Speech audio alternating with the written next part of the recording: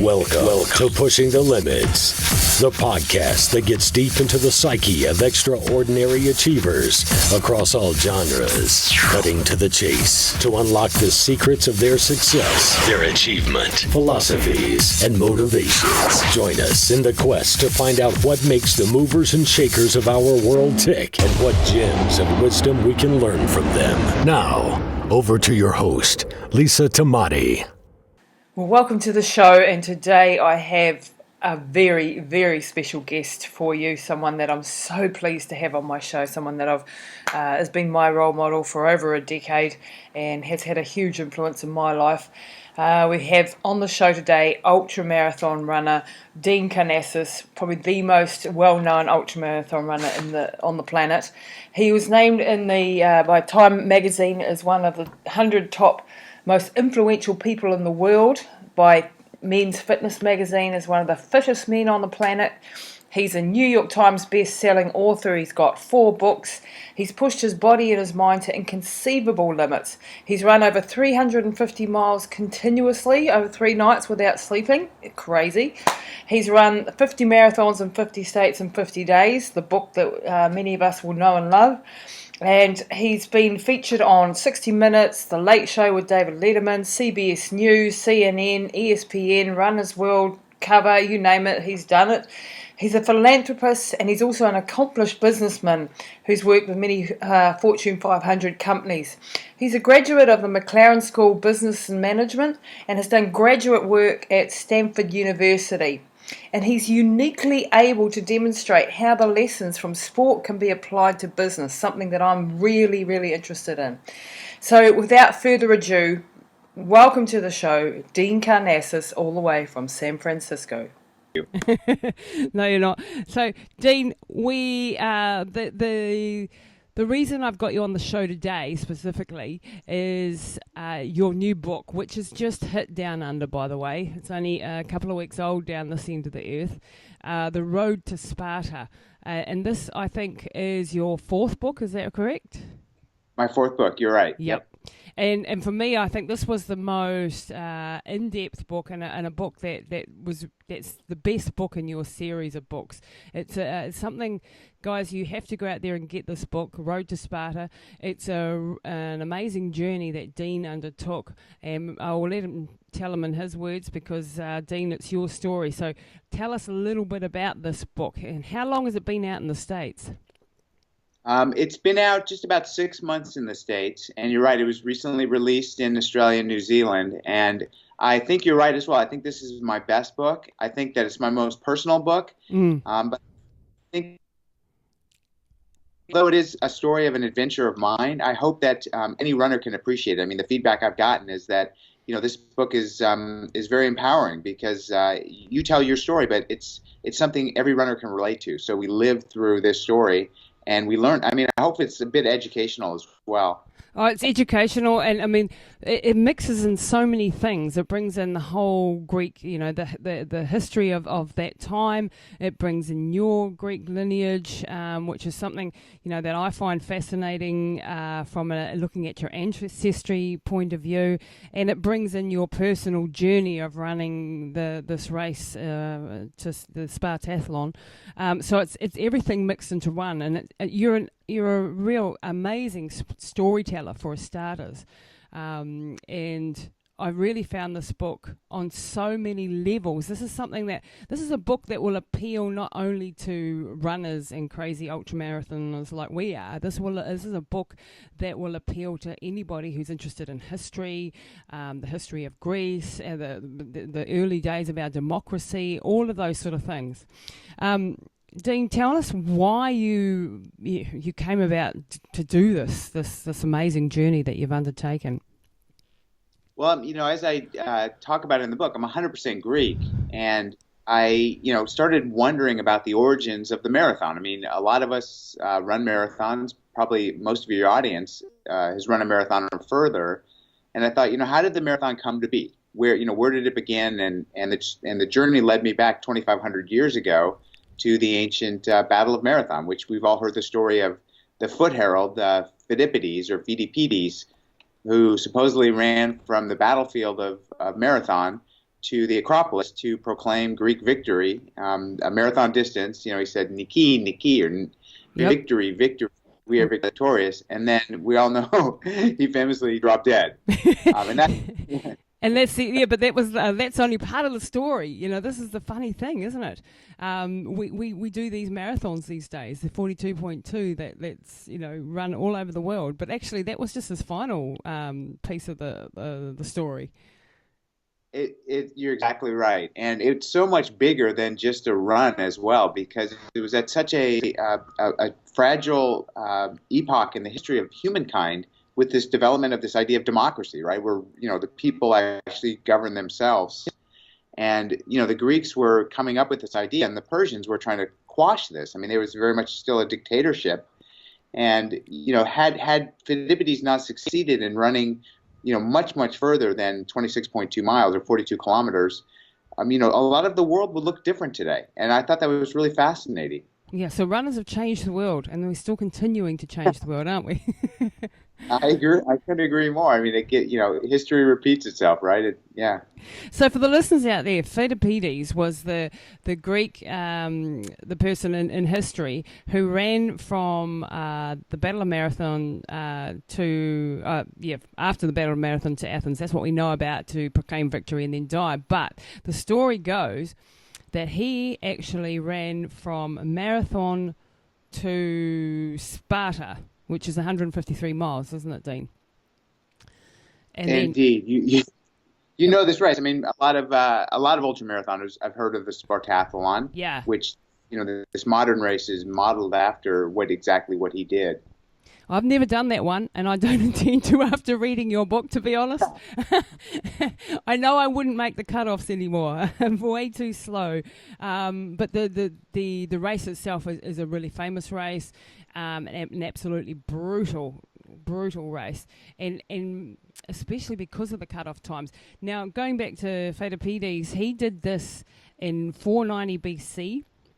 This is when the Persians were invading Greece, and he had to go and run from the battlefield at Marathon to to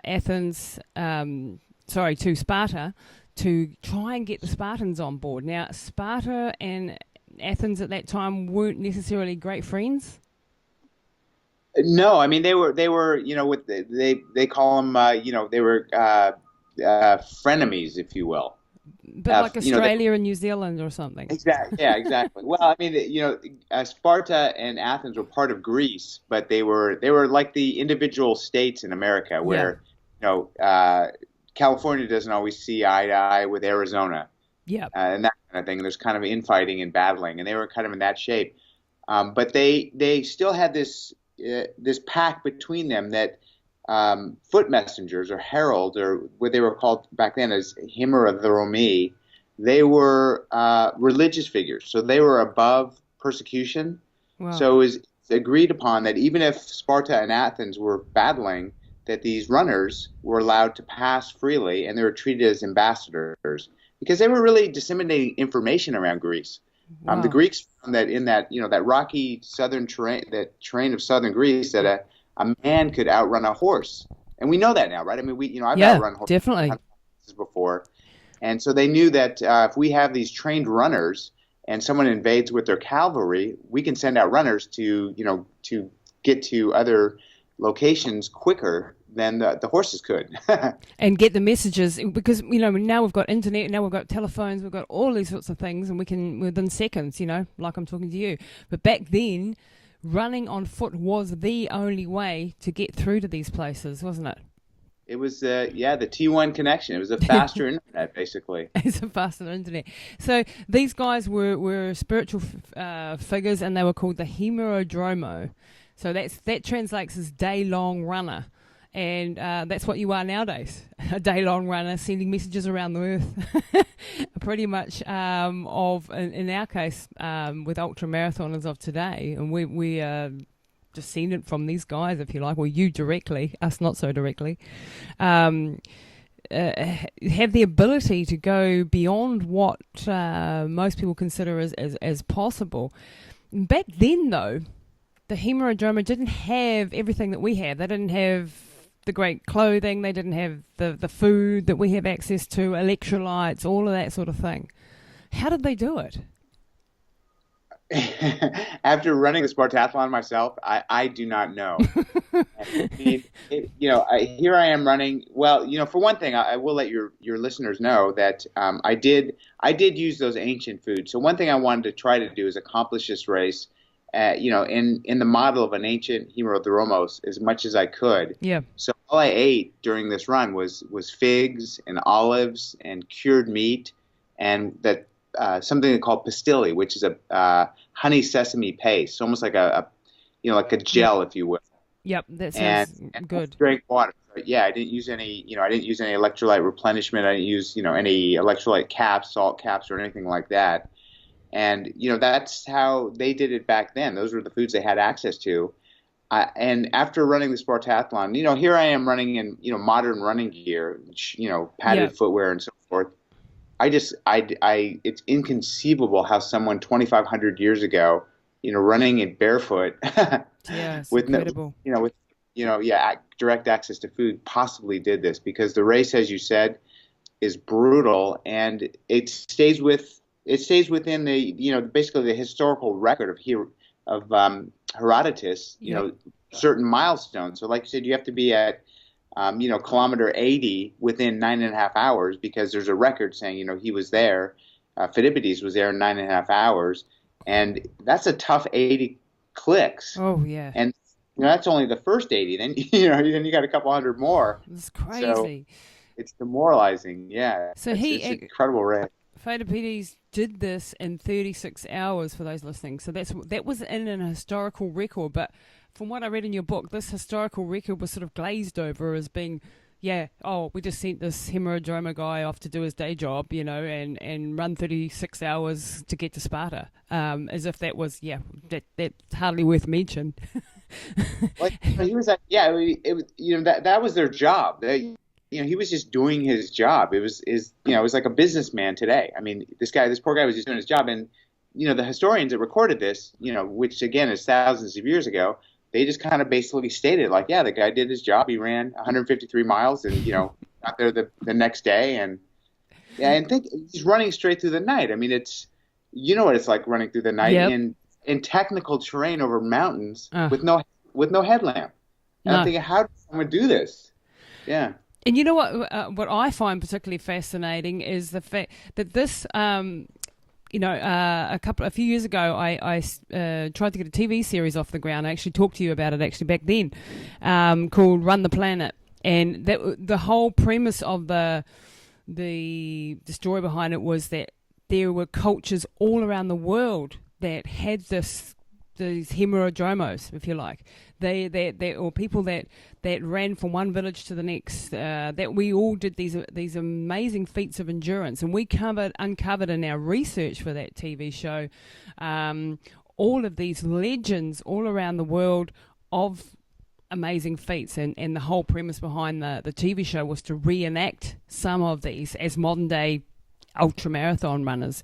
And in doing so, I was going to run with another guy who I was teaching, who was a beginner runner, and to show that humankind, that we are pedestrians, we are made to do this long distance endurance stuff, and that it's quite possible. And also to highlight the fact that, we might think we're the ultimate athletes today, but actually these guys did it a whole lot tougher, a whole lot harder than we could possibly imagine. And we did the pilot for the series, an Aboriginal story of a guy, Ezekiel Malbunka was his name, and he ran 250 kilometres across Australian outback to save a friend of his who was dying. And this was back in the 1920s, so not quite as far back as what Phidippides did. But it shows that throughout history we have done all these amazing feats, and that it's actually quite natural what you and I do, this ultramarathoning gig.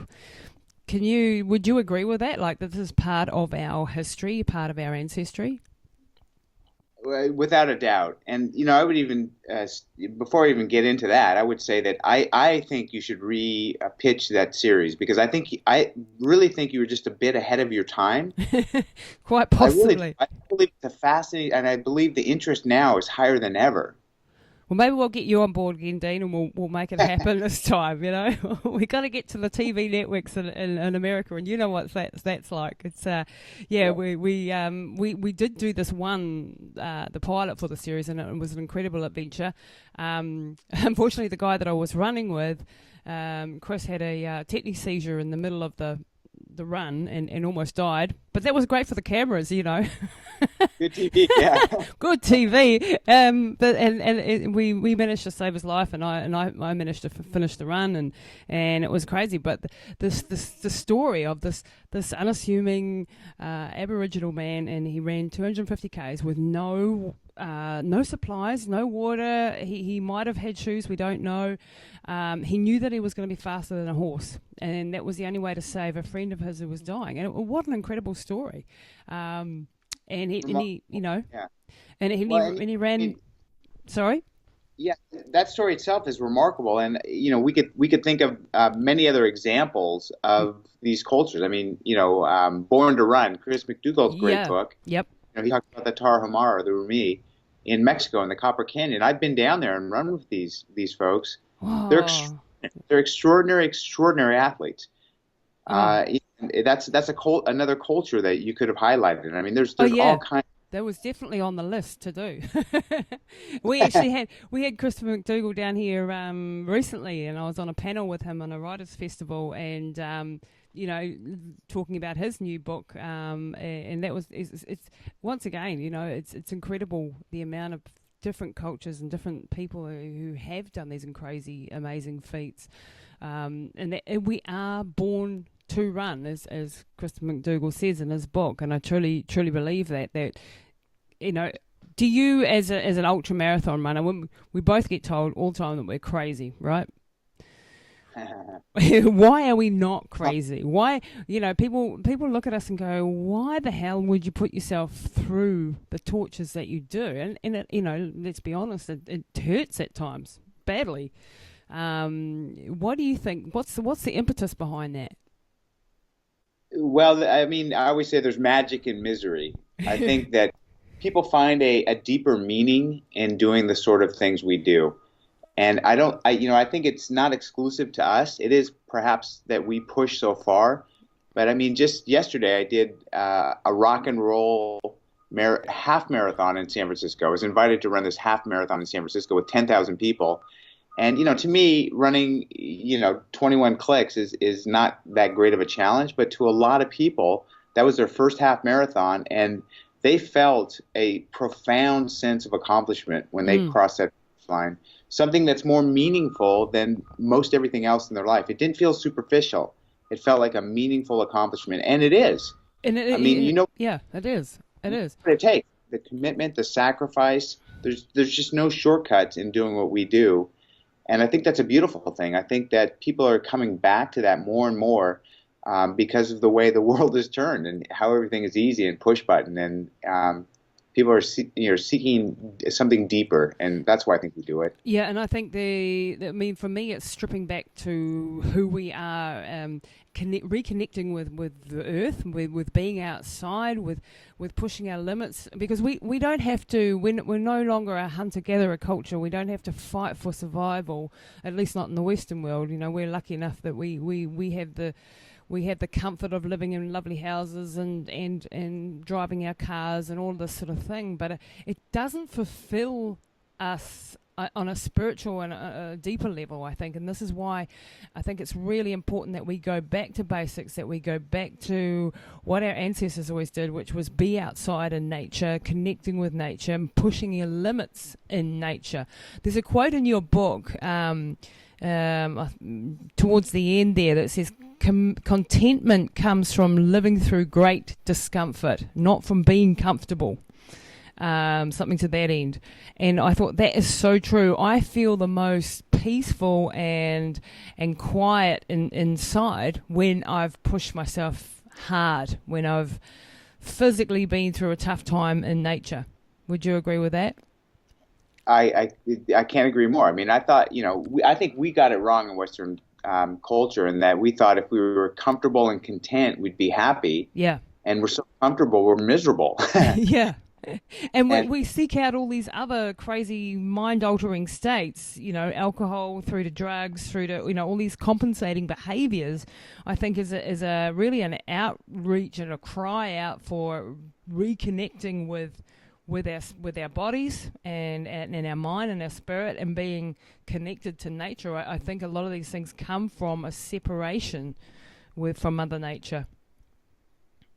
yeah, well, I mean, I think the sense of escapism is there in what we do as much as, a drug addict seeks escape or, an alcoholic does the same. We're trying to escape the same sort of, I don't know, the trappings of living in the society we now live in. Yep. So I think there's that element of escapism, and I think it's a good thing what we're doing. I think it's a healthy thing that what we're doing. You and I are blessed because we live in areas that have open access to lovely natural trails. When I travel around the United States and the world, a lot of city dwellers, they don't have that luxury. No. But I've noticed a real big trend, and I'm just calling it, a road to trail conversion, where a lot of traditional road runners are moving onto the trails, even if that's, a graded fire road, just some dirt through the middle of the city. People are gravitating toward that more than ever, just because of that connection with nature. And I sense it in you, and I know in myself that I'm more comfortable in nature than I am with people a lot of times. Oh yeah, definitely. Actually, that's one of the things in your book that you say you're an introvert. And when I first read that, I laughed because I thought, well, that can't be true because you're one of the most gregarious and friendly people I know. How can you be an introvert? And then I thought about it and I thought, well, actually, people would probably look at me and say the same thing, and I'm definitely an introvert, I need that time alone. I love running alone. I love being out in somewhere in nature, it doesn't matter where really, down the beach, in the trails, wherever, and actually having that alone time. I find that really cathartic and healing. And for me, it's quite an effort to be gregarious, but I know it's so important to be able to interact like that. So how can you say that you're an introvert, Dean? Because you're one of the most gregarious people I know. Well, there's a term. It's called an ambivert, and someone who's ambidextrous, can use both left or right hand. And an ambivert is someone who can flip the switch into kind of turning on the charm and the personality, and then when the interview's over, I'm going running, Lisa. Yeah, exactly. Yeah. You want to back down and hide and turn inward and reflect on things. And I think that's definitely a part of it, and isn't running such a healing way of doing that? It's such a cathartic process. I find if I've had a bad day at work or things are getting me down, I go for a run and the world's in a better place by the time I come back, or I'm in a better place. It's a way. I've been studying quite a lot lately, altered mind states and flow state and changing your whole thinking through everything from meditation to breathing techniques and of course running, and it is the quickest way for me to tap into flow is to go for a run, and no matter how bad the day was, I usually come home slightly happier in a slightly better place. Would you do that too? Yes, it alters your perception of reality in a great sort of way. And I meet so many runners. I probably meet more runners than anyone in the world, just because every single weekend I'm at an event, and be it an ultra marathon or even, like I said, a half marathon where there's 10,000 participants. And some people view running the way we do. It's almost an art form. I think there's a difference between racing and running. Racing, even when I'm running a 100-mile ultra through the mountains, you kind of lose sight of the trees a bit because you're racing. Yeah. So, you're looking at your splits, you're working with your crew, you're thinking about the next aid station, you're thinking about your place in the race. Where if you just go for a 100-mile run in the wilderness, it's a different experience altogether. Yep. And I think that a lot of people are drawn to that latter experience, and that might just be in our daily runs. But a lot of people, they run they see running as kind of a chore, and they plug into their music, and they want to just Get it over with. get the training over with. And that's a bit of a different reality, and I think it's a paradigm shift. I mean, we all have those. I mean, I have runs that are bad, like a bad run, if you like, or where I don't feel motivated to get out the door. It's not like we don't have motivation problems at times. I mean, it is hard sometimes to get out when it's cold and raining inside, and you'd rather lie in bed and not get up. But it's that continual discipline too to get out there every day and to do it. I think is really, really important, and establishes so many standards within your life if you can overcome. Because what I find is that, like, for most of the people that I coach too, the first 20 minutes are always the hard part. Getting out the door is hard, isn't it? If you can get past that first 20 minutes, then it actually becomes quite pleasurable sometimes. Well, I mean, that is such a great thing you just said. I mean, I tell people that all the time. They're saying, I'm having a hard time motivating. How do I motivate? And I said, you know what? Just force yourself to lace up your shoes and step out your front door. That's the hardest part, is just get out that front door. Yep. And then just run slow for 5 minutes. Yeah. Walk for the first 5. Yeah. And it just build. Yep. I can't agree with you more. And, the other thing I use is a technique that psychologists call projection. Yep. And that is, I try to project how I feel after a run, because I think you'll agree, even the bad runs, there's never been a time that I felt worse after a run than before. Even if I have a really bad run, I still return feeling better than when I left on the run. And you never regret it, do you? I mean, the only thing I regret are the runs I never took. Exactly. Like everything in life, isn't it? Yeah. You only regret the things you didn't have a go at, the things that you didn't have a crack at. And that brings me to a theme that I'd like to touch on with you, because people see you and see success. They only see success. But I wanted to touch on the issue of failure. Have you failed in races? Have you failed at things in life? And if you have, how have you managed to get back up and back on the horse, so to speak? Oh, I've failed boldly, I tell people. I'm glad we're talking about this, because everyone seems to emphasize all the things I've done, but I've had some spectacular blow-ups as well. Great to hear. See, people, he's human. Yeah, well, I mean, I think that there's a saying, you've got to break down to break through. Yes. And anyone who's had a failure will agree that you learn so much more than when you succeed. Because when you fail, you tend to look inward. You analyze. You become critical. You evaluate. Where the shortcomings took place, and you work on strategies for improving and overcoming those. So I think anyone that's failed, and I always say, fail in small ways. Try to run a sub 5 or 6 or 7 minute mile. Just go into a track and say, set a goal that's just unachievable and try to do it, something quantifiable, and you'll fail. And analyze why you failed. Like, what was it your breathing? Was it lactic acid? What was going on? But that inward, peering inward like that's a really valuable lesson to anything in your life. Yeah, because then you can make incremental changes that can make the difference to getting to the next level and the next level. I think that, it takes courage. Let's be honest. It's scary. It's scary to step into the unknown. It's scary to bite off more than you can chew. It really is. And I think a lot of people, as Thoreau said, live in a state of quiet desperation.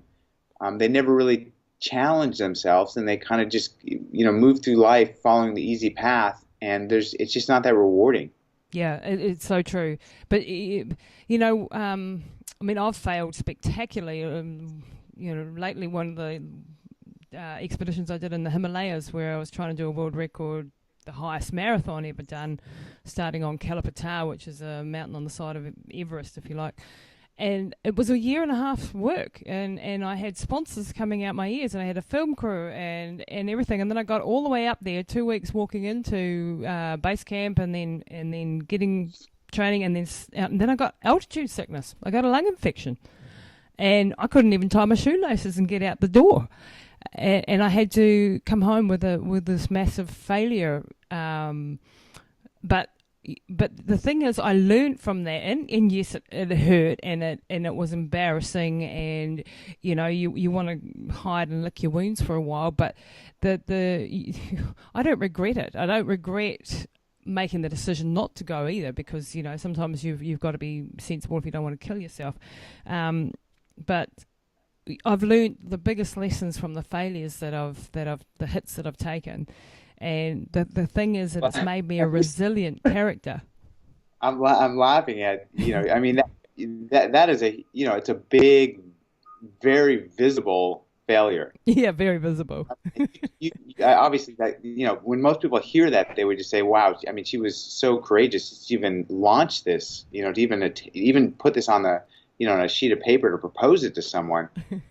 I watched people that were struggling to come in within the 4-hour cutoff time to run a half marathon yesterday. Yeah.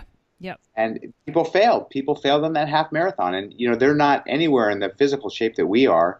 But I'm sure they felt that failure. A lot of them were fun. They did it for charity, and they couldn't make the cutoff. Yep. And this is 4 hours for a half marathon, which you and I think, boy, that's, that's a whole different level of failure than what you're describing. But it is also a failure. It's a similar. Yeah. And it cuts deep. I mean, I remember my very first 10K run I failed, back in my early 20s was. I got passed by a grandmother who was in her 70s and 20 kilos overweight, and here was me having an asthma attack at 5Ks and going, what the hell? Luckily I didn't stop there, because, we wouldn't have done what I have done. But what I find is that I've never had any talents. I've never had any speed. I can only dream of running at the speeds that you run at. You have a whole lot more talent, but it doesn't really matter, does it? It's talent versus determination. Give me someone who's determined any day, and I'll turn them into an athlete. Whereas the talented person may or may not get there if they haven't learnt resilience along the way. And what I love about ultramarathon running is that it isn't about the speed, and that the last person over the line is often celebrated more than the first person, isn't it? Well, it's so true. And, you've been to a lot of ultra marathons, as I have. And, if you look around the starting line at some of these, you see people that do not look like they're in the greatest shape. And you wonder, how is this person possibly going to run, a 50-kilometer race or a 100-kilometer race? But you learn their mindset is just like nails. I mean, it's more run with their mind than their body. And the resolve and grittiness and resolution with these folks is so incredibly inspirational to me. So a lot of times I cross a finish line and I'll go back on the course and just even walk with someone for a while. And they're awesome. Amazing. They're absolutely amazing. Yeah, and then they are the heroes, because they're out there for twice as long, doing it twice as hard. And this is what astounds me, the grit and determination that I see. I mean, I've got a race that I co-own down here, the Northburn 100. It's a 100-mile race in the mountains of New Zealand, and it is brutal. I mean, I don't want to do my own race, so I'm quite happy that I'm not, and I watch these people over, 48 hours they have to do it, and I'm crying time and time again watching them battle on through the night, through sleet, through snow, through all these terrible situations that they get themselves into, and then they emerge at the other side victorious, absolutely broken but victorious, and it restores your faith in humanity, doesn't it? It absolutely does. And, for people that say, well, why would you do that?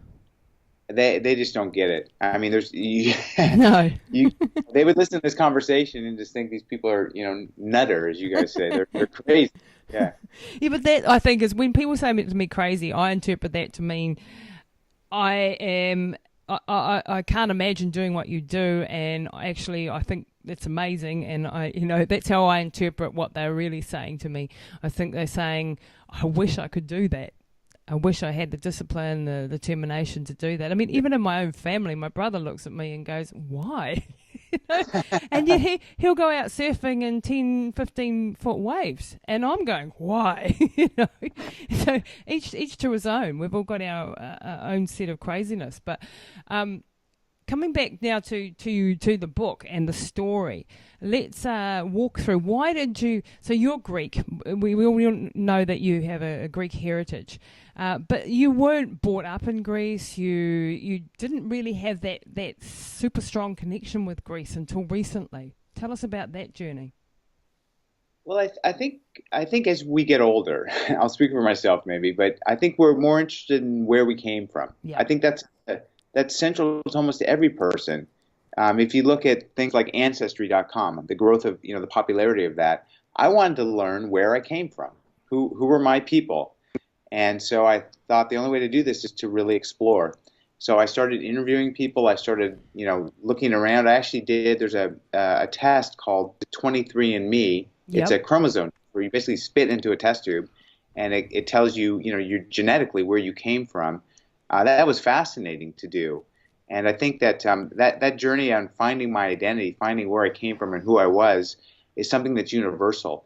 Yeah. But I am Greek, as you said, and the Greeks were, the Greek culture, the Greeks, well, the poor Greek culture now is just demoralized and in ruins. I don't think that our heyday was 2,500 years ago. Yeah.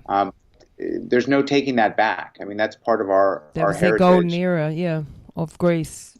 And that's where a lot of so much of the thinking so much of our lives today is still based around that period. So I found the whole journey into history very fascinating. And also, I'm not a historian, so I thought it was a great challenge, just like running a new race or a longer race, was to work with a professor from Cambridge, Dr. Paul Cartledge, who's one of the foremost authorities on ancient Greek culture, and really learn the story and look into the historical documents and kind of analyze the way a historian goes about piecing together the past. And so that was a fascinating journey as well, and something that I think even non-runners can relate to very closely.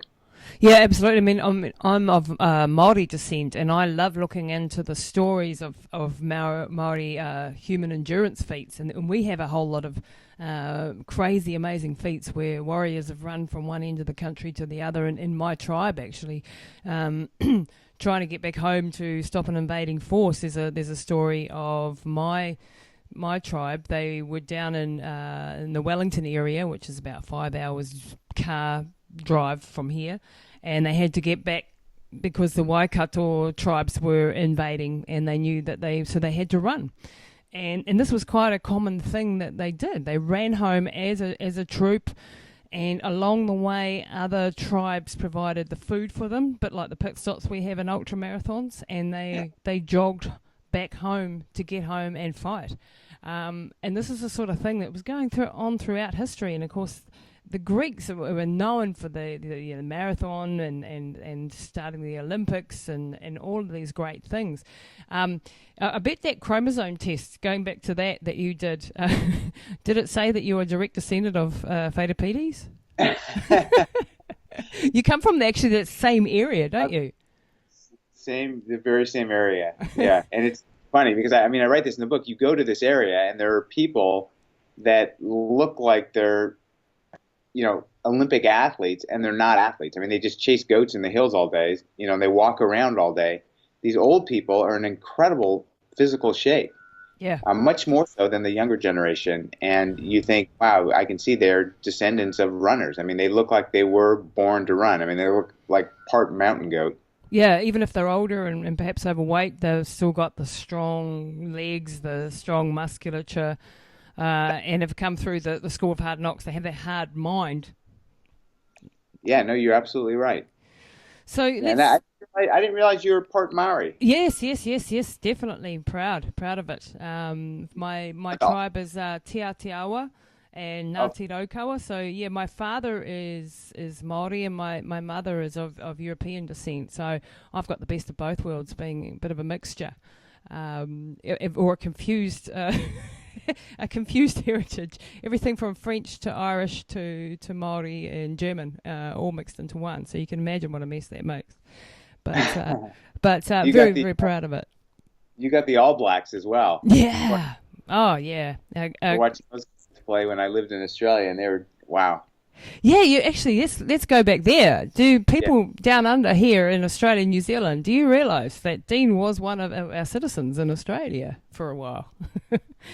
I hitchhiked around both your North and South Island when I was 15 years old You're with a kidding buddy. me. I didn't know that. That's a new fact on me. Oh, wow. I didn't tell my parents. Yeah, no, I was an exchange student, so I lived in Sydney for a year.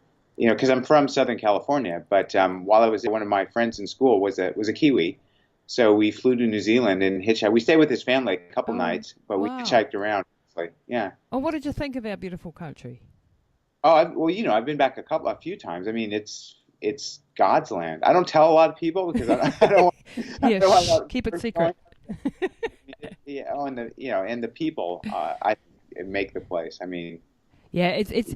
I think we're people are, lucky. We're lucky. We have the best of, the best landscape, and we're not a big country, and we don't have a huge population. And I think and we're at the end of the world, so we're lucky in a number of ways. It makes other things harder, but certainly. And we would love to see you back down here shortly, eh? We've got to get your book promoted down here. you have a couch. I've got a couch anytime, Dean. Yeah, you come and stay. I don't know if I'll go running with you. I might take the bike alongside you. But so going back to the story of Greece. So you spent, how many years did this project take? This book actually represents quite a long time period that you studied this, went back, did your research in the area. You actually tried to recreate the actual run that Pheidippides did. And what happened there? Yeah, you're right. So this book was 5 years in the making, and originally I thought to actually recreate the pathway he took. And there is one historian, Dr. P.J. Shaw, who had actually documented what she thought was the most likely course he followed. But she did this trekking through the backcountry of Greece. So she spent 12 days out there Wow. trekking through Greece. The one thing that just amazed me is, obviously Athens, the city itself, is very built up. But once you get into the rural areas of ancient Greece, they have not changed in 2,500 years. Wow. It's just amazing. There's been no development. And there's, still this white barren rock and beautiful hills, not well-traveled hills at all. And that was part of the problem, is that the ancient pathways that Pheidippides and other hemerodromos would follow were completely covered over. So I couldn't tell whether I was running on a goat trail or an ancient pathway. The Romans also, the Italians came in at a point in between and also built some highways. So there's a lot of rubble, a lot of ruins up there, but it was really difficult to figure out the actual path. So I defaulted to running the Spartathlon, which is all on the road. Yeah. And it's fairly, it's a fairly similar path, but it's not the actual path through the hills that he would have followed. And that was a bit of a disappointment to you. I remember reading in the book how when you actually came to that realization that you weren't going to be able to recreate the actual trail, that it was because, Pheidippides didn't write down where he went. He just went by line of sight, no particular, not enough markings to be able to say this is exactly where he went. And that was quite a disappointment, and you had to rejig your whole thinking about the whole project. Yeah, I did, and I don't really write too much about this in the book, but this was going to be a documentary project, so not unlike what you took on. Oh, wow. And crew in place. I mean, it was going to be a big deal. Yeah, I know, yeah, it's bloody hard, isn't it? It's hard to man, get. I had to walk to that room, and announce, guys, it's not going to happen. And they'd invested money. They'd put a lot into this, and I just said it's impossible. And that was, it was a hard conversation to have. And you're right, it was a failure. Well, it was a like you said, it was a learning experience. I learned a lot. but ultimately it didn't come to fruition the way I wanted it to. Well, that's really interesting. So I don't feel so bad now that I sunk a hell of a lot of resources into that TV show that didn't get off the ground either. But you are, it is very hard to recreate these things and to actually know. I mean, even in that one that we did in the outback of Australia, we could not find the actual trail. Halfway through, we got lost, and we had to actually go back to the road and then run the rest of the way or part of the way on the road because we could not actually find the trail through. I mean, and that sort of thing happens, and you just have to go with the flow and find a way around it, which you did. You decided then to run the actual race, the Spartathlon race. So let's talk a little bit about that. How did the Spartathlon come about? Well, for your listeners, I mean, the Spartathlon is an annual race. It was started back in the 80s by a gentleman that was in the British military, and he was a runner, and he was also a history buff. And like me, he started reading some old Greek history, and he came across this story of the marathoner, Phidippides, and he was amazed that it was more than a marathon.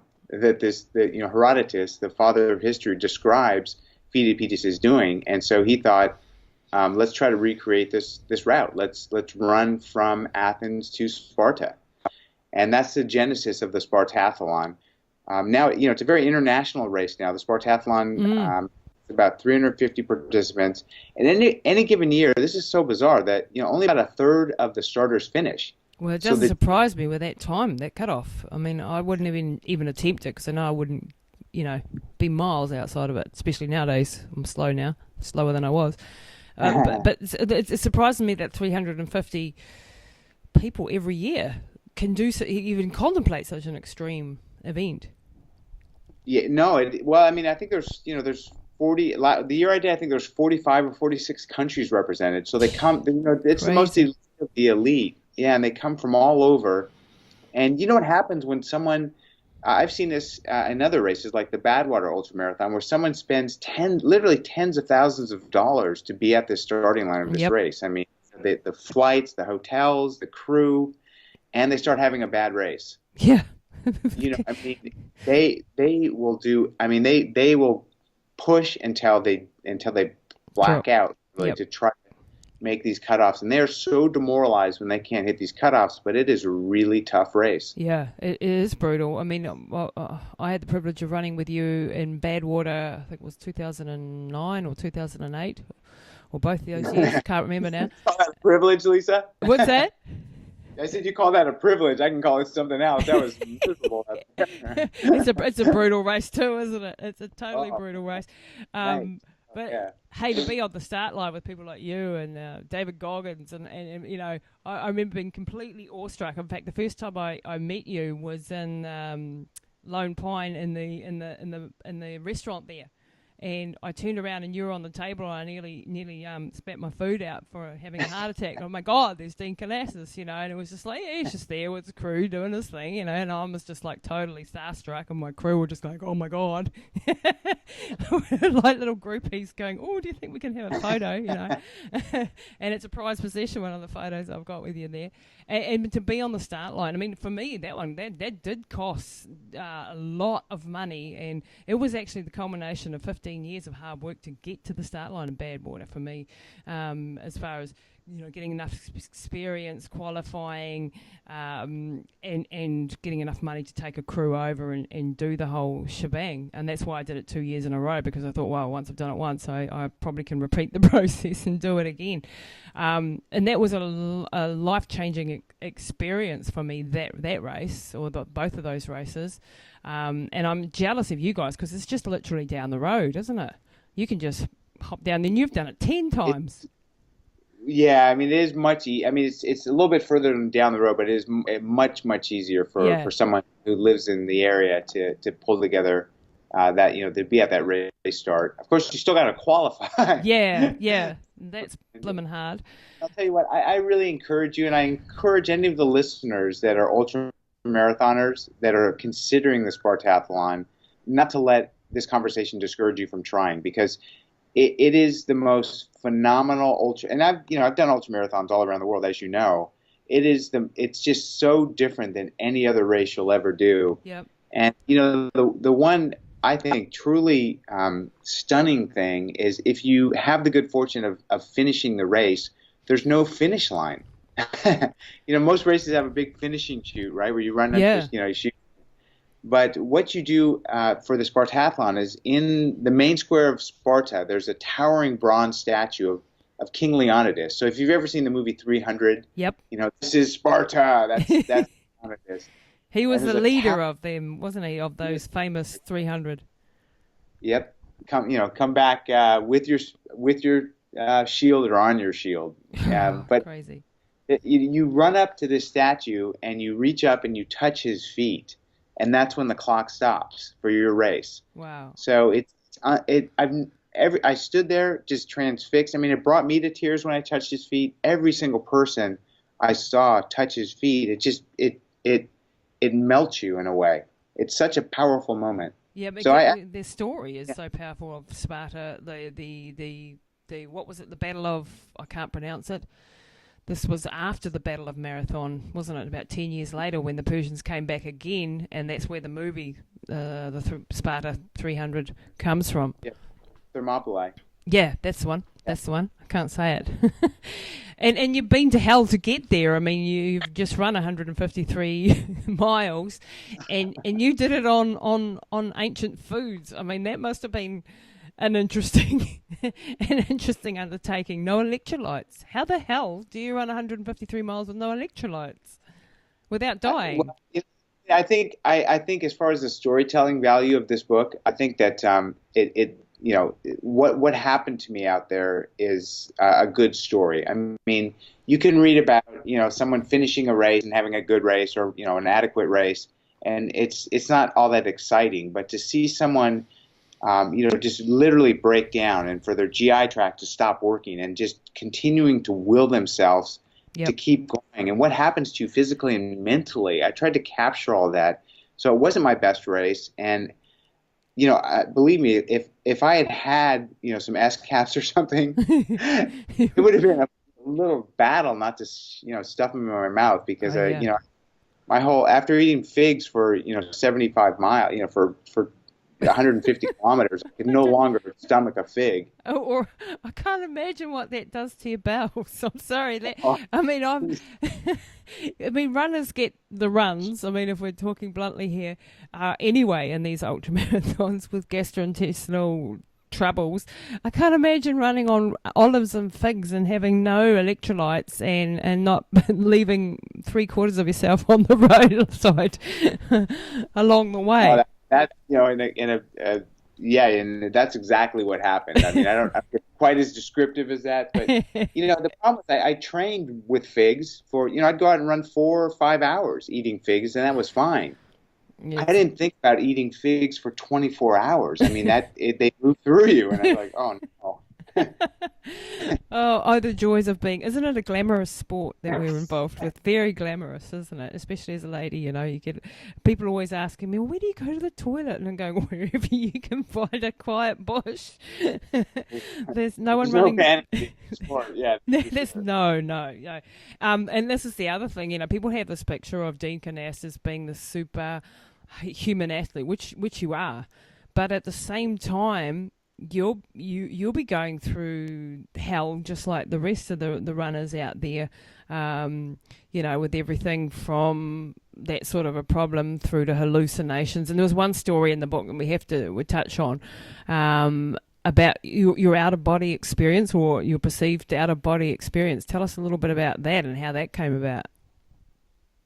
Yeah, well, I mean, this is after about 30 hours of running, and this is after, when you get the trots like that, when things start, it whacks out your whole body. Your electric are out of balance. Everything is a bit askew, including your mental acuity. And as I was running, I saw what appeared to be, think about a stick figure, like almost like a praying mantis figure, running on the ground. So I'm looking at this thing thinking, is it a bug running? What is this little thing moving along? And Crazy. then, yeah, I'm focusing, and all of a sudden, it comes into my mind, this clarity. Oh my God, that's me. I'm looking down upon myself, Wow. running up in the air, like as though I was in a hot air balloon or in a helicopter hovering above. That's scary, Dean. Is that close to kicking the bucket, do you think? I mean, that is exactly what I thought. I thought maybe this is exactly how you feel before you die. Yeah, But yeah. I mean, I tried to capture this in the book. I mean, I just had this mindset where I'm either going to finish this race or I don't know what's going to happen. I mean, Gotta I know try. I'm going to be in an ambulance, hopefully. If not, maybe it'll be worse. Mm. But I am not going to stop. I mean, I just said, it is bad. I should quit. I should DNF, but I'm not going to stop until I literally pass out and I'm forced to stop. Wow. And yeah, maybe I think I pushed myself a little bit too far on that one. Yeah, and Dean, don't kill yourself. We need you around for the next 50 years to be an inspiration. You know, you got to keep these things in a little bit of perspective here. Because, that could well be. I mean, we've all had hallucinations. Lots of ultramarathon runners have hallucinations. And like you say, your brain does some pretty weird things when it hasn't got enough sugar, when it's totally fatigued with sleep deprivation. One of my favourite or very common hallucinations for some reason, goodness knows why. Giant penguins, those big penguins that you get in the Antarctic. They're always on the side of the road clapping me along with their flippers. It's really weird, but they pop up all over the world. They've followed me in all sorts of places. I don't know whether it's something to do with longing for ice and cool when you're in these hot desert climates. But the penguins have been in Death Valley and the penguins have been in the Sahara for me. But I haven't had that out of body experience. I'm definitely not keen to go there. Yeah, that was about that's the only time it's happened to me ever. And yeah, you're right. I don't think it's good to go there. No, definitely not. And pushing yourself to, isn't it amazing when you've set yourself a massive goal like this, and you've invested so much into the preparation. It's not like you can just it's a local city marathon where you can just turn around and go home. It's a huge thing to give up, and so you push yourself into these grey areas of I mean, you can die out there, especially when you've not taking electrolytes. Do you ever think about what you are doing to your body when you're in these sort of situations? I mean, I think like you go into it as prepared as you can be. So you train like crazy. You think you're ready physically, mentally, and physically as best you can be, and then you just throw yourself into it, and you deal with adversity as it comes. I mean, I have to say there have been a couple 100-mile races where I'm like, wow, that was I trained 100 miles and that wasn't so bad. But most often, it's more traumatic than that. Yeah, there's always And something going down. yeah, when you get to those longer distances, and I think that's really where the learnings come from, right? You learn about yourself a lot because when you hit those sort of kind of those milestones that are going to stop you, how do you get through it? And what do you say mentally? And I mean, you're a visible figure. I'm a visible figure. So things have kind of changed with my racing. Like when I have a bad race, Everybody knows. Everyone knows. Yeah, and and to me, it's a very personal experience. I mean, I don't know. It's almost, I don't know. It's kind of bizarre in racing sometimes in that regard. How do you cope with that, actually? Yeah, because I mean, I find it.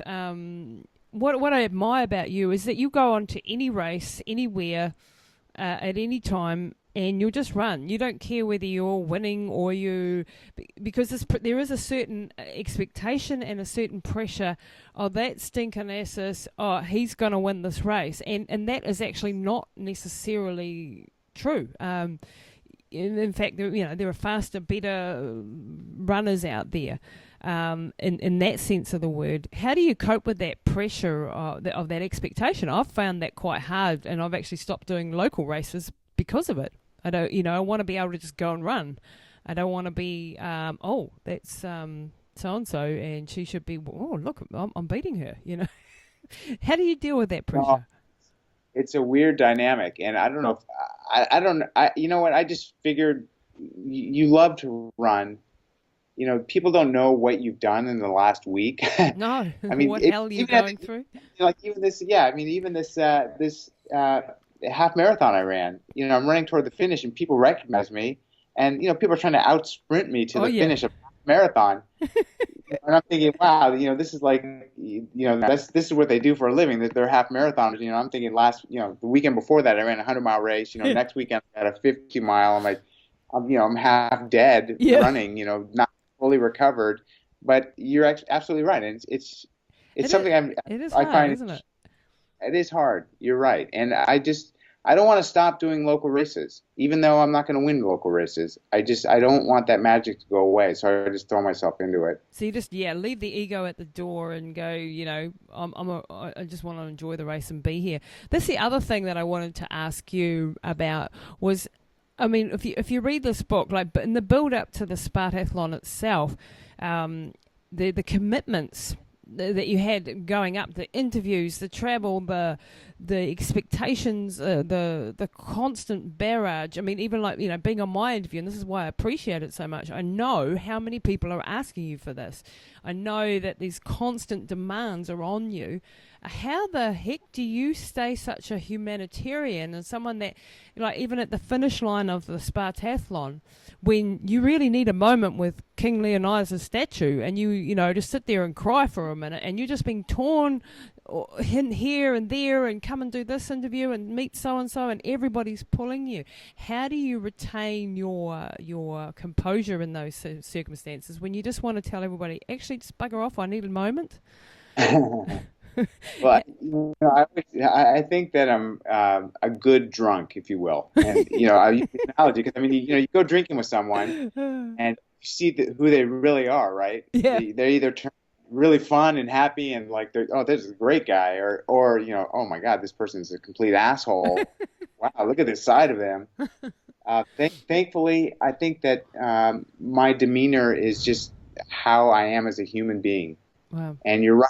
I mean, I tried to give readers a glimpse of my weird life in reading this, and how bizarre it is to be running in the middle of a race and have people stopping for selfies and with books, and they want me to sign them. Yes. It's a bizarre life I live, and I didn't want it to be this way. I mean, it just became this way, and to the point. Thankfully, I think I'm a good human at heart, and so it just comes through in these moments where I'm just completely exhausted, and people are asking more of me. Yeah, I mean, you're a better person than I am. I mean, I've had moments where I've not been able to cope. I remember running through New Zealand, and I had people coming out, and that was actually inspired by your 50 days and 50 marathons. So I ran the length of the country for charity, and I had all these plans and people could come out and run with me, but I didn't count on, and I should have known, but the exhaustion would be so all-encompassing that when people came out, I just didn't want to know. They come out, they're fresh, they're going to run 5Ks with you, and you're running, 70-odd Ks a day, and you're absolutely toast. And I wasn't able always to lift my spirits and to give them what they were seeking in that 5Ks with me. For them, it was a special event, and for me, I sometimes didn't rise to the occasion, and I always felt bad about that. But blimmin' heck, it's hard. I take my hat off to you that you deal with that all the time, and that graciousness. I hope to live up to that in the future, because it is a real a massive draw on your energy and resources when all you want to do is run along and keep crying. Someone's coming along and inspire me. Sign my book and inspire me.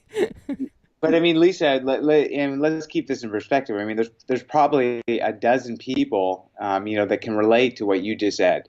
You and I have had a shared experience, but and I know other runners that have said the same thing. And this is how I feel in a lot of these group events I do, where I'm running for multiple days on end, and people are joining for short distances. They want to run, they're fresh, they want to talk, they want to run at a faster pace. You're all you want to do is just shut down and be in your own head and just focus on, your gig.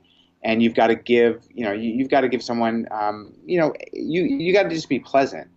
And that's not easy. And I mean, I've talked to other, people that have experienced the same sort of thing, other very visible athletes. Yep. And, I mean, I'll tell you, I was sent as a U.S. athlete ambassador this past summer to Central Asia as a sports envoy, and I was running. And at the same time, they sent the famous basketball player in the U.S., Shaq. Yeah. Wow. To send him to Cuba to play an exhibition basketball game.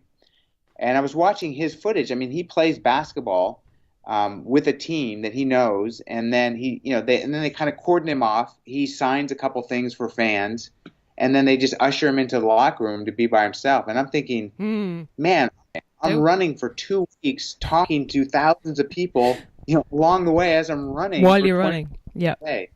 So what we do is not easy. I'll tell you that. It's not easy, but it's God's work. Yeah, so, and it's beyond. I think also because it's ultra marathon running, and there is inherently no money in our sport.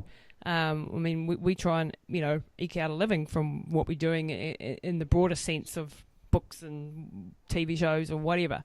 But in and of itself, ultra marathoning hasn't got any money, so there's nobody to protect you in that sense from. The likes of what Shaq O'Neal had. He's probably got 10 layers of people around him protecting them from the fans, so to speak. And it's the same thing when you're doing ultra marathons. You have to basically train for the Olympics and build the stadium at the same time. And this is something that people don't quite realise, is that you're doing all these projects, Dean, and the organisation behind those projects is horrendous. They're huge. The amount of logistics that go into it, isn't it? How do you cope with all that load? Yeah, that's almost a separate interview, but I think it'd be a fascinating interview. I think it'd be I really do think in the future we should interview and talk about, how do you make something like the 50 marathons in 50 states in 50 days come to life? Yep. And the backstories of, because I mean, how do you come up with a budget for $1 million and get it funded? And have all these pieces in place, the sponsorship piece, the media partner, all these sort of blocking and tackling things that have to happen to pull off an event of that scope. I think that's a fascinating story for anyone who is a business person or anyone who's looking at making a living, in this crazy sport we're in. Yeah. Endurance sports. Like, how do you make a living in endurance sports? There's people that have done it, and I think there are best practices that would be of value to someone listening that wants to do something like what you're doing, well, that's or what I'm doing. Right, we've got another interview then lined up, Dean. So because it's a huge project. Each of these races that we do is a huge project in the background, and all of what I've learned as much from being this passionate runner who wants to get to my races and wants to be able to finance that. I've learned it so much from that project side of it, just as much as I've learnt from the running side of it. And now I can take all of those skills learnt and then apply them to my businesses. And all of those skill sets. And this is one of the values of ultramarathon running, I think, is you learn so much about yourself and what you're capable of. You come up against so many obstacles in the preparation and the project planning, as well as in the actual event, that it just gives you a massive bundle of skills that you can then apply to your everyday life, to your relationships, to your businesses, to your friendships, to right across the board. Would you agree with that? Yeah, but I would also say that you're being extraordinarily humble. I mean, you've taken on a lot of endeavors outside of just running. I mean, you're an event manager, and anyone who knows about putting on events, and not many people do. It's terrible. I've got a great team. It's all about. Yeah, and I tell you could write a book on just event management, and what you go through, and just practical lessons for people. How does someone who's self-employed get insurance, health insurance? I mean, just the basic things. How do you do these things, and what is a sponsorship? What is it worth? What will they pay you, and how do they pay you? Yeah, and how do you value yourself and Yep. Yep. And what are your responsibilities? If you're I mean, a lot of people just think, oh, I'm a hotshot athlete, and I end up on the podium, I'll get sponsors. But it's No. it's more than that. It's a whole lot more than that. And I think it'd be really good fodder for people to hear these stories and learn these lessons. Oh, absolutely. We've got I've got you back. I'll get you back on another show. That's fantastic for me. But what the thing is, I think if you have passion and if you have purpose, then you can funnel all of your energies into those things and make them a reality. And that is step by step, hard grind. You get people every day asking, oh, how did you get sponsorship for this trip or that trip that they want to do? And I'm going, how long have you got? It's a massive undertaking, and people don't want to hear that necessarily. They want the quick, easy answer that you write a letter to Corporation X and they go, yeah, sweet, of course, I'll give you whatever you need. But it isn't like that. And even I imagine for athletes of your caliber and your worldwide fame, it still wouldn't be as easy as people think it is. Would that be a correct assumption? Well, yeah, I think it takes more business skills that people are unaware that you have to acquire as an athlete. I think a lot of people think that you run and you just take care of yourself. You show up at the race, you perform well, and that's it. But it takes a lot of other skills, as you mentioned, beyond just running. Business skills, practical business skills. Yeah, and I think you've done so much for our sport in doing what you have with ultramarathon running. You've really given us a bit of a guiding light to how you can follow your dreams and your destiny and make things happen. And we live in a day and age now where technology is enabling us to do all sorts of creative things to make things happen. Even like 10 years ago, we had to get a film crew if you wanted to make a documentary, if you wanted to satisfy your sponsors and provide value in the marketing sense. Now you can take your own cameras, GoPros, iPhones, whatever, and make stuff along the way. It doesn't even have to be the big thing that it was back in the day. Yeah, I mean, just the fact that it's Tuesday morning in New Zealand. It's Monday afternoon in San Francisco, and we're doing a live interview. Yeah, it's crazy, isn't it? And then people will be able to listen to this all over the world, wherever they are. And tune in and these sort of opportunities like podcasts, like documentary making, they are available to everybody. It's not just, but you got to think outside the square, and this is the beauty of a sport that doesn't have money in it. I think you learn to think outside the square. How can I make ends meet? How can I pay the mortgage payment next week, but still do what I want to do and not be trapped in quiet desperation, as you say, in a job that you don't want to be in. And you and I have both been there. And I don't want to ever be back in the employ of somebody else. I'm unemployable. I want to just follow my passions and whatever they are, and try to make a living that way. Yeah, I think we have a date now. We've probably piqued some of the listeners' interest, so we have a date for our next interview. Definitely. We've got 2 dates. We'll have to try and get that TV show up, and we'll have to do this, get some other sort of missions going. Speaking of missions, what is your next mission? Because I hate this question when people ask me because it's not necessarily something happening, but I know that you've got something massive coming up. What's that, Dean? Thank you for saying coming up, because I've been working on this massive thing now for the past 6 years. But I'm trying to run a marathon in every country of the world in 1 year. Holy on a global expedition, and this span of 1 year, run 203 marathons in 203 countries. It's insane. That's really insane. Like the logistics. You've got the US State Department behind you in this, haven't you? I do, and I've worked with the UN as well. So wow. No, it's a fantastic adventure. Could you imagine seeing the entire world in 1 year, every single country, and running in every single country? No, and to be honest with you, I'll leave that one to you, Dean. I think that's one step too big. I think that's. I mean, the world travel and the going to all of these places, how amazing, and to be, have the ability to do that with the State Department helping or UN helping, but to actually run a marathon in each of these, that's going to be. Oh, that's massive. That is huge on the body. And what astounds me is your bravery, because you and I know if you have one bad day, the schedule is stuffed. How are you going to cope with that sort of thing? Like if you get sick, if you get the flu once. I mean, I've got a friend, Pat Farmer. Do you know Pat Farmer? You should. Oh, absolutely. No, absolutely. I know, legend. Yeah. Of course. Yeah. He was on my show a couple of weeks back, and Pat is he ran from the North Pole to the South Pole in a period of 10 months' time, I think it was. And the day-to-day, 70, 80 kilometres a day. And I can't fathom that after just having run a couple of thousand Ks for New Zealand, the non-stop nature of what you guys are doing, this sort of thing. If you have one bad flu, that could knock out the whole schedule. Does that sort of thing worry you? Or you just deal with it and go,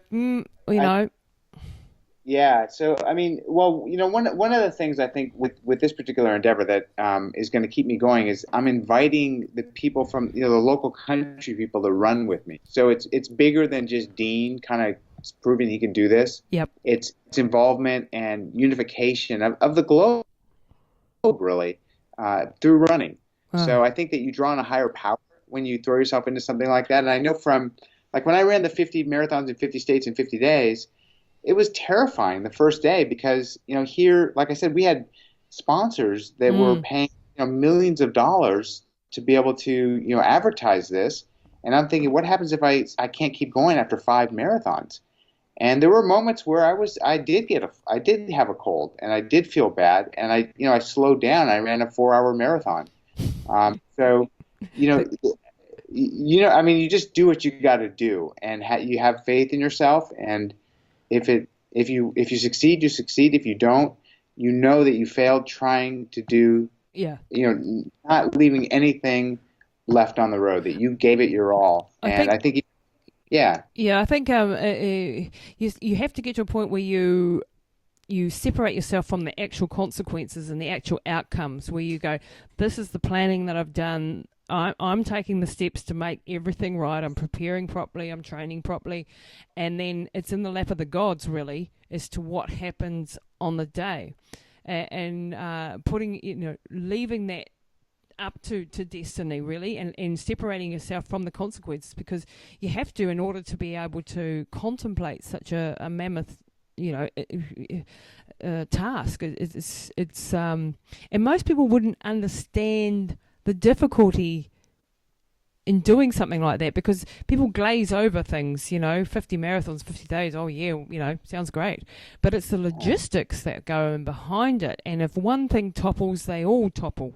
I remember when I did run through New Zealand, I had massive problems. I ripped a hamstring and I had shin splints and I had all these problems going on, and I was doing book launches and I was visiting 5 schools a day en route, and it got to the point where I wasn't going to be able to hold the 70 plus K a day that I was trying to do, and I had to make a team decision one night and say, the goal is to do it in 33 days. It's not looking like I'm going to make that. So in order not to fail completely, I had to reduce the kilometres a little bit in order to be able to get to the end goal. And momentarily that was for me, oh my gosh, I've failed. But when I look at the bigger picture, it was far more important that I finish, that I raise the money for the charities, and the ego that says I want to do 70 plus Ks a day. Yeah, that, so I didn't make that, but I did finish the distance. I finished what I set out to do, and I think you've got to look at the bigger picture, because things do sometimes happen, don't they? I mean, you can't know within that 200 days that something isn't going to go terribly wrong. But you can't live like that, can you? You've just got to take the leap. you just have to be the best you can in that moment of time and perpetuate that. You can't think about what's going to happen tomorrow, or you can't reflect on the past. You just, at a point, you have to get so granular that you're just in the present moment of time, being the best that you can be. In the moment and being present. Hey Lisa, though I do have to go. Yeah, look, that's totally somewhere at 12. We've been talking for an hour and 20 minutes already. I mean, I could just talk all day to you because you're just such an amazing character and someone I admire greatly. But Dean, we will be back on here in a few months' time, maybe with another interview. I'm going to hold you to that. And I just wanted to thank you sincerely for being on the show, for being such an inspiration to so many millions of people, and it is millions of lives that you've touched. And please keep doing the work that you're doing, because we're following in behind and going, yep, it's making us push a little bit harder as well. Well, for me, it's really a pleasure to speak with you sincerely, because as you know, there are a few people that have shared experiences that we have. Yep. And you can't tell someone what it feels like to have, a fresh person come up to you and want to run 5K with you and be chatty, when you're just dying. You're dying. People, they can't relate to that. I don't tell people that, because no one's had such an experience, but you've had that experience. Yeah. So it's, on a personal level, it's been very good for me as well. So I really appreciate it. Oh, look, it's absolutely fantastic. And I can't wait to hear about this next project, how that unfolds, and to keep learning. And is there a last gem of wisdom that you want to share with the people, apart from go and get this book, people, Road to Sparta? You have to read this book. But what last gem of wisdom would you like to leave with the listeners? Wow. So, I mean, there's a lot of quotes in the book that I just love. But there's something that I like. I mean, I paraphrase it as, you don't have to go fast, you just have to go. And it's from a quote that says, be not afraid of going slowly, be afraid only of standing still. Oh, that's brilliant. Yeah. That's really profound. And on that note, we will say goodbye to Dean Karnazes in San Francisco. Thank you very much, Dean, for being on the show. It's an honor. Thank you for having me. That's it for this episode of Pushing the Limits with your host, Lisa Tamati. Please don't forget to rate, review, and subscribe, and share all this goodness with your networks so we can impact more lives with positive insights and inspiring conversations. And check us out online at www.lisatamati.co.nz. That's it for this episode of Pushing the Limits with your host, Lisa Tamati. Please don't forget to rate, review, and subscribe, and share all this goodness with your networks so we can impact more lives with positive insights and inspiring conversations. And check us out online at www.lisatamati.co.nz.